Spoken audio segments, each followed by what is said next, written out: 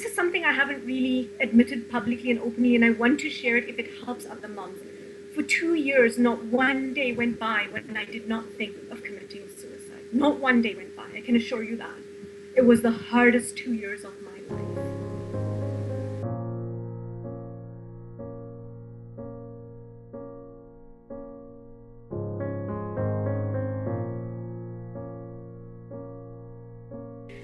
Professionally, people see me as an inspiration.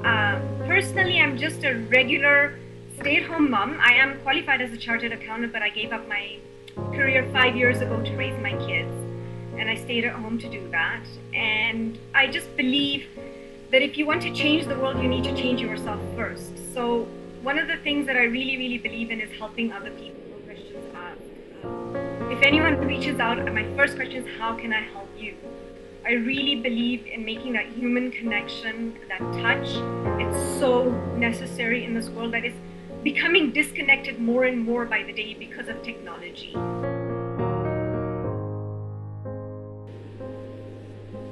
It was really hard. It was hard in the sense that I did not understand what was happening to me.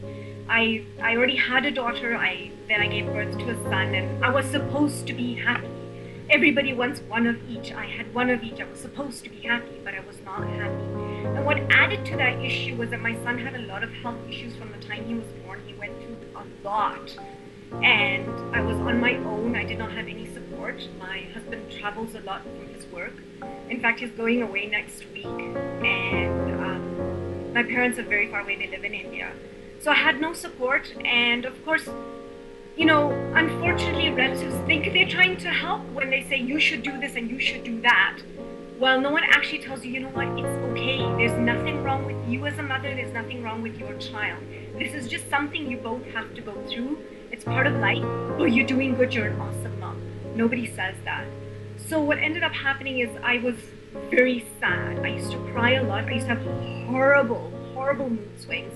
I would go from screaming and yelling to crying to being sad. I was never happy, not within myself, not in my environment. It was really hard because I blamed myself for what was happening to my son, and it wasn't my fault. It took me a long time to understand that it wasn't my fault. That he wasn't gaining weight, it wasn't my fault. The fact that he had so many ear infections, it wasn't my fault. The fact that he got roseola, it wasn't my fault. The fact that he had breast milk jaundice, it wasn't my fault. It was not my fault. And yet there were people around me that made me feel like it was my fault. So I read the book called The Secret by Rhonda Byrne. And that's what made me realize that I should stop looking for solutions outside of myself, and I need to start finding solutions within myself. And it's hard. It's really hard because unfortunately, when you're going through depression, you go through a downward spiral. You can't see anything good about yourself. You can't see anything good about anything around you. And the second part of it all was I went to a doctor, and he said to me that it's not about me anymore. It's about my children, so I should just focus on them and forget about myself. And that was kind of a kick that I got because a doctor is supposed to help you. And I realized that whatever solution came, it had to come from inside of me. It was not going to come from my husband. It was not going to come from anyone, not from relatives, from nobody. It's going to have to come from inside of me. I mean, I've had one member say to me, she, doesn't want anyone to ask her if she's on a diet. And I said to her, why do you care what they think? This is about you. It's your journey. It's not about what others think of you. And unfortunately, I don't know why, we are so imprisoned by what others think of us. And I don't know why. At the end of the day, always it comes down to the same question. Does anyone pay your bills? The person that's expressing their opinion. Do they put food on your table? It's taken me a lot to get here, and I have been alienated by a lot of people because of the stand that I have taken. And it's okay, because I read somewhere when you're doing something right, you will make enemies. I'm okay with that. I'm absolutely okay with that. I've had people that I considered very close to me turn against me. It's okay. I'm fine with it because I'm not going to apologize for who I am. I'm proud of who I am, and it's taken a lot. I have been through a lot to be where I am today. And the fact that I have a following of over 1,300 people on Facebook, I have over 1,000 subscribers to ActiveMamas.com. the fact that I'm training close to 700 women online, that's proof enough that I'm on the right track. I don't need approval from anybody, least of all people who are going to express a negative opinion about me. I don't care about them. In fact, it's to everybody. I want you to realize something very, very important. When people criticize you, it's not about you. It's because they are insecure in themselves and they project that insecurity on you. It's their problem, not yours. Don't make it your problem. Don't. If they want to criticize you, just say thank you. Thank you very much. I had a very, very close relative tell me, I don't care about you. I don't want to see your face. And you know what I said? That's awesome to know. Thank you very much.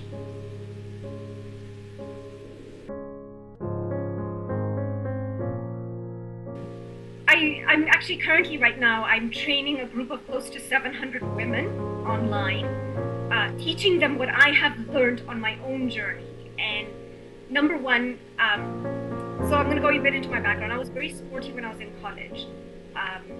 And I remember from that time that whenever I even played badminton or volleyball, I felt so good about myself.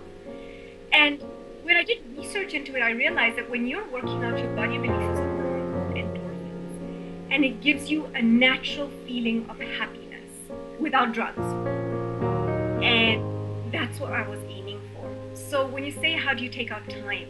It's not about finding time, it's about making time. One of the things that I talk to my mother's group about a lot is that when your child comes to you and says, I really want XYZ food, and you know inside yourself it's going to take you an hour to do it, and you're feeling lazy and you're feeling tired, but you do it for the love of your child.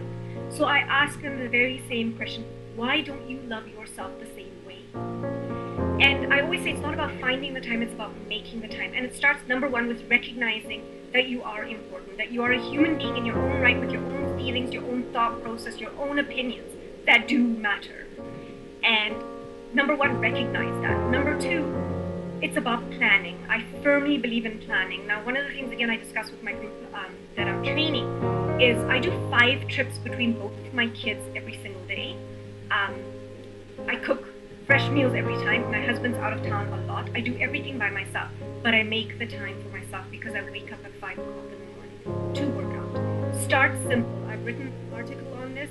Start simple. It's just keep it as simple as you can, even if it's just 10 minutes that you take to do yoga, meditation, 10 minutes for a quick walk, 10 minutes.